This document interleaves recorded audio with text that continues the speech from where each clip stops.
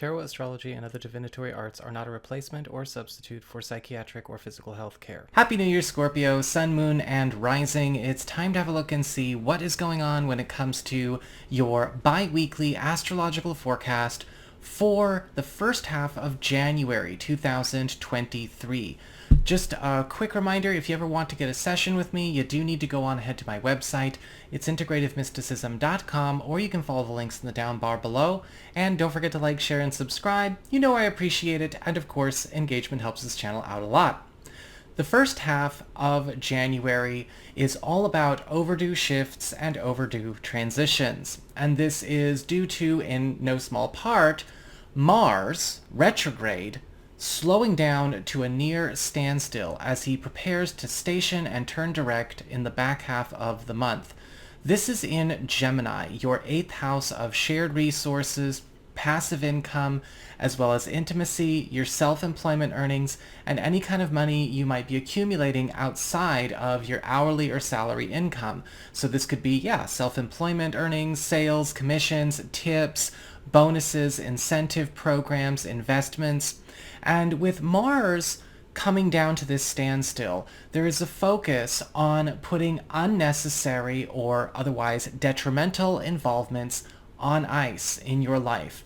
Now, of course, this can be very advantageous to us, especially when it comes to things that are maybe putting holes in our wallets, things that could be overtaxing us in some way, or maybe old attachments or involvements that really have no place in the world we're in right now. However, this can still bring up some surprises here and there when certain involvements that we didn't know were unnecessary or detrimental are revealed for what they are, and it will make more sense as we get to the back half of the month when Mars goes direct and, repairs what it can repair and replaces what it can replace. But for this first 2 weeks, just be ready and flow through it, ease through it, because Mars stationing here is working for you, right? We do want to get rid of the unnecessary and the detrimental always. When it comes to the Sun and Mercury retrograde, they are still piling up as they were at the end of December in Capricorn, which is your 3rd house of communications, pacts, promises, and commitments, as well as helpful third parties and your peer group. The Sun is bringing in the focus of attention, enhancement, support, and growth, and Mercury retrograde is bringing in the focus of reversals, reviews, retrievals, and reevaluations. And this is all about bringing back old opportunities and resources while also renegotiating present norms and agreements. Now, Mercury retrograde in the 3rd house can be a little bit iffy at times because pre-existing arrangements, commitments, and contracts are not going to be functioning as well as they used to. Sometimes they weren't very functional at all, and you may be encountering that with certain situations or certain people. However, amidst the frustration, this is a time for you to renegotiate everything, as well as even relieve yourself of certain obligations, promises, pacts, or commitments that you know you should not maintain anymore.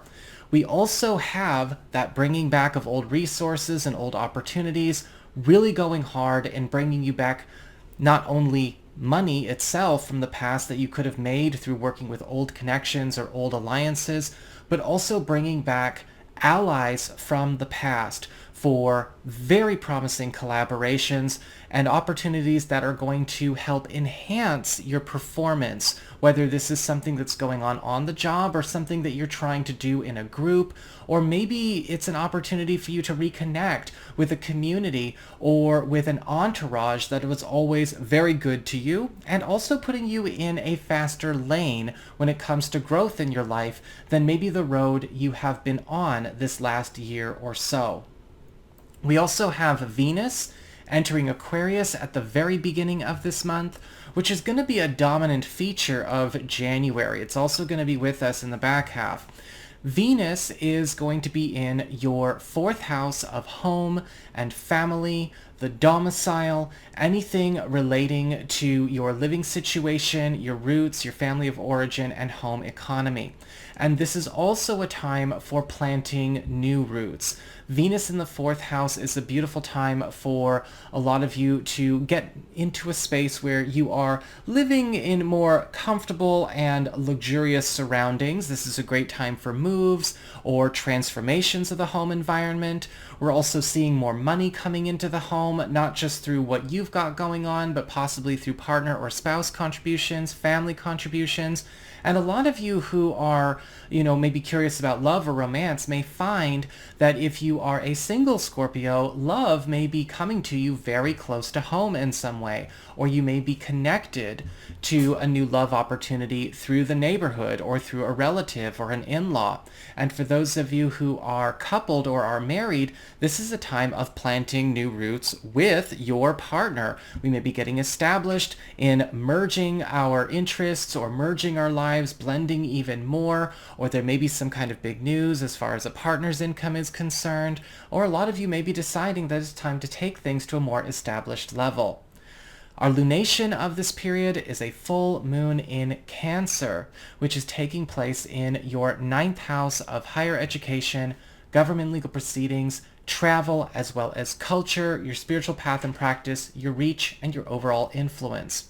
A full moon is always about culminations, transitions, endings, and graduations. And during this period between the 6th and roughly the 20th of the month, a lot of you are going to have a chance to get out of a bubble or a box that you have been held in, whether this was maybe something decided or agreed upon as part of a contract, maybe this was the terms of a license, a permission, or maybe an agreement that you have with an institutional body, something going on with maybe your academic background, or some kind of limitation may be imposed on you in some other way due to an association with one of these areas of your life.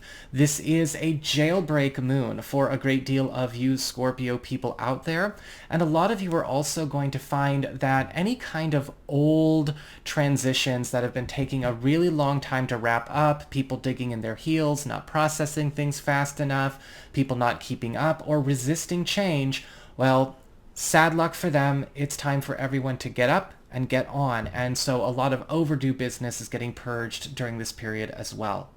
So that is what I've got for you Scorpio people. I hope you enjoyed it. If you did, don't forget to like, share, and subscribe. I appreciate it. And if you ever want to get a session with me, you can go on ahead to my website. It's integrativemysticism.com.